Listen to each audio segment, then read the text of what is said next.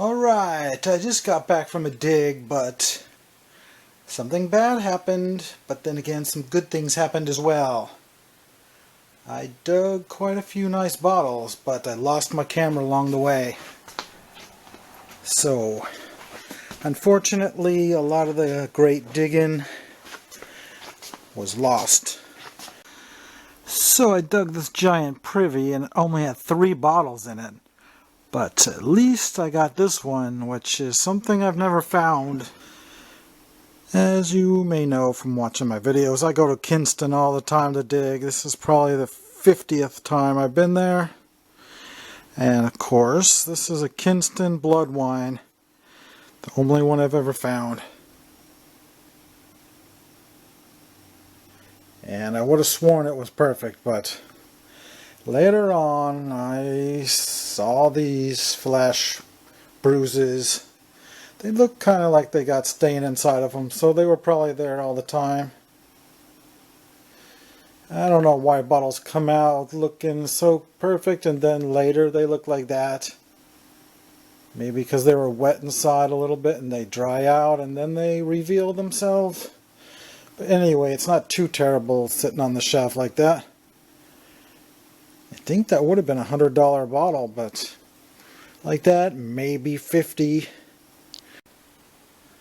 Okay, let's examine this blood wine bottle a little bit closer. It actually has a tiny little 1927 on it. But no, that's not really the date. Although it looks like it should be around that date, it's really older. The real date is, you can see the word root. It's rather faint. That's the Root Glass Manufacturing Company, and then whatever number comes after that is the real date. And as you can see, it's a 15. That is a lot older than I thought. I thought it was going to be a 1919, but it's really 1915. It's machine made. I don't know why this city of Kinston had so many different soda works. So many that were short-lived. That only seem to have lasted for 2 or 3 months because there's about 20 different kinds of sodas from Kinston from 1902 to 1922. Okay, also I found this really unusual shade of blue Lazelle perfume. What do you call that color? It's kind of an electric blue. I don't know. Wouldn't call it cobalt or sapphire, and I wouldn't call it cornflower blue for sure either, so I don't know. It's kind of a unique shade of blue for sure. And I've never found one either. So that could be worth $20 to $30. So after I dug the privy, I went back to this dump I always go to. 1935 to 45 mostly. But at the very bottom, I found this. I thought that was incredible. Look at that stain on it. It's blown in a mold. And it has embossing on the shoulder all the way around it. It says New York Pharmaceutical Association. Blown in a mold. And 3/4 of a gallon it looks like. Yeah, that was really unexpected because this looks like 1905 to 1910. So that's probably worth about $75. And that stain is not detrimental. That's a positive stain right there. I would call that something special, wouldn't you? So when I was digging that 1935 to 45 dump, I couldn't believe it when I saw a straight-sided Coke come out of there. That was very unexpected since these were done away with by 1920. It's got some serious cracks and the bottom's all messed up. It's not the Kingston misspelling. But anyway, just surprised to find something that old. This is the type of thing I usually find there. Milk bottles. I've never found this particular one. I found some of the early painted label ones from this same dairy, but this was a nice find. It's in mint condition, and I don't have this one in my collection yet. So I'm thinking that's probably worth about $30.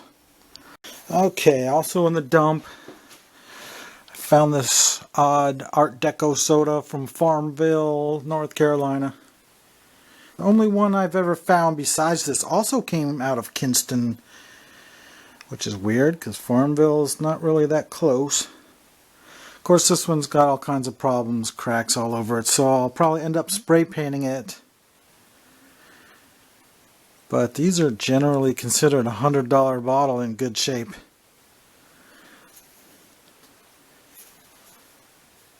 It's got all these weird hobnail designs on it. So it's still pretty nice, even like that. And speaking of hobnails, we got one of these milk bottles with these all over the neck. And it's in mint condition, also a great Kinston bottle. So that was a really nice find. I wish I could have filmed all this stuff for you guys. I literally hated having to dig without being able to capture it on film for you to watch. Almost wanted to just leave and go home when I lost my camera. So with a couple days of tumbling, this will look nice. But to actually leave it like that might be preferable, because if you see a lot of milk bottles for sale in antique shops and in people's collections, they're almost always sparkling clean, like they've never been in the ground. So it actually adds character to it to have one that has stain on it like that. And of course I found a mason jar. The traditional blue one from I think 1923. And then we got a whiskey. It's a nice cork top, and even nicer still, it's 4 roses, I think. It's got all kinds of embossed rose bushes all over it. So for one of those 1942 era bottles, it's pretty nice.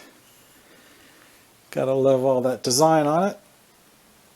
And considering how common hobble skirt cokes are, I have yet to ever find a perfect hobble skirt in that dump. They're always broken off for some reason. And this one is a Christmas Coke, and it's from Greenville. I don't know why I brought it back, but maybe one day I'll saw it off right there and splice a whole new shoulder section into it. But of course, it's really not worth it because this is only about an $18 bottle in mint condition. And I was rather surprised to find this giant gallon-sized chemical bottle sitting at the very bottom, not far from that big cobalt blue bottle. This is machine made, however, and it did develop a couple of pea-sized bruises on it. And another shocker, I found a peanut-shaped Pepsi, and I would have sworn it was in mint condition for the longest time, but as you can see, it's definitely not mint. It's got serious problems.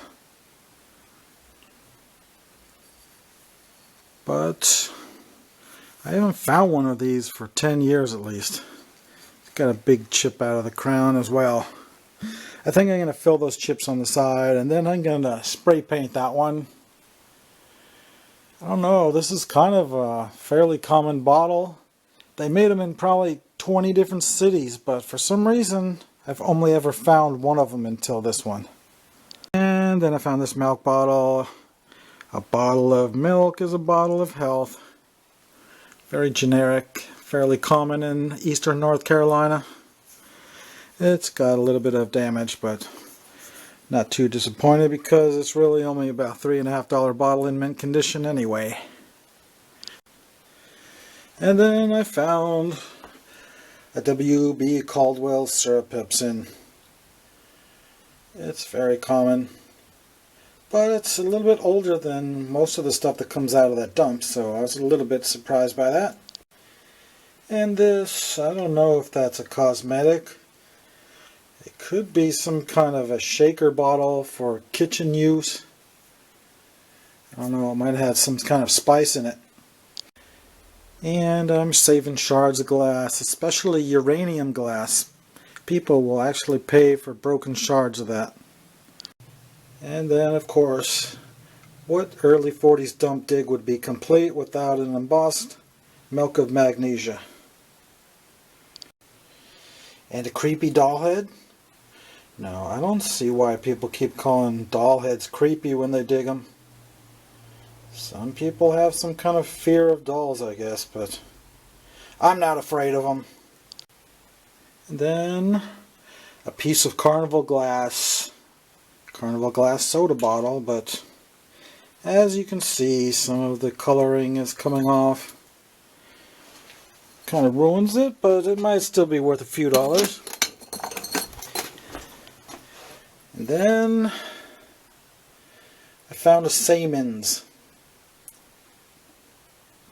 This is only the third one I've ever found, I think.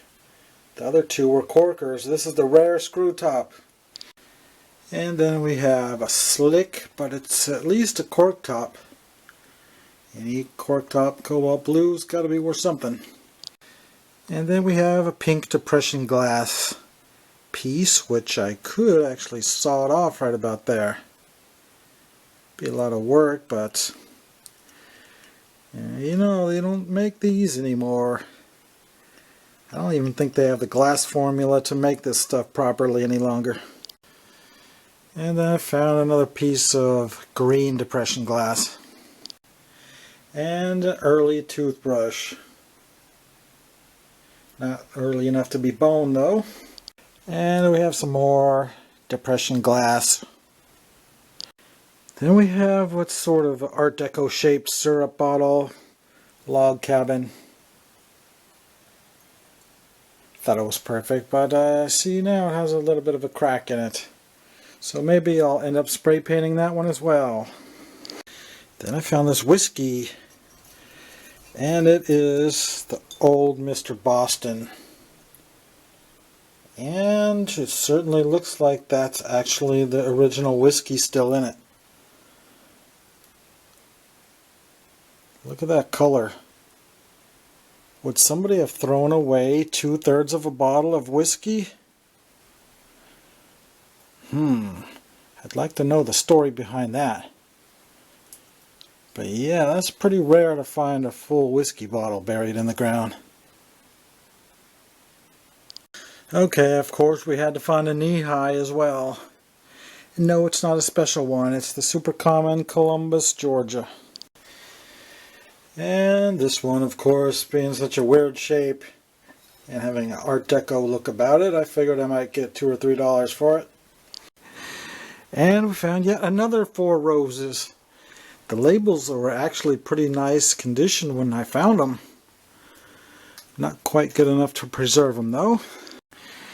And of course that's nothing special.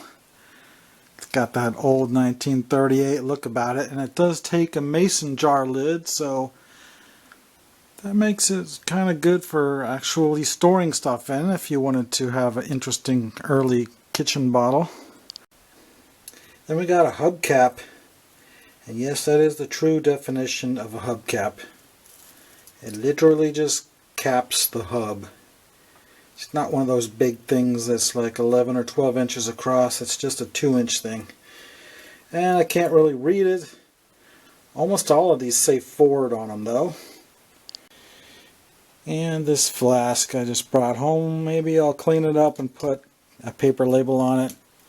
It's got that nice Art Deco look. Then we have this. Do you know what that is? Now do you know what it is?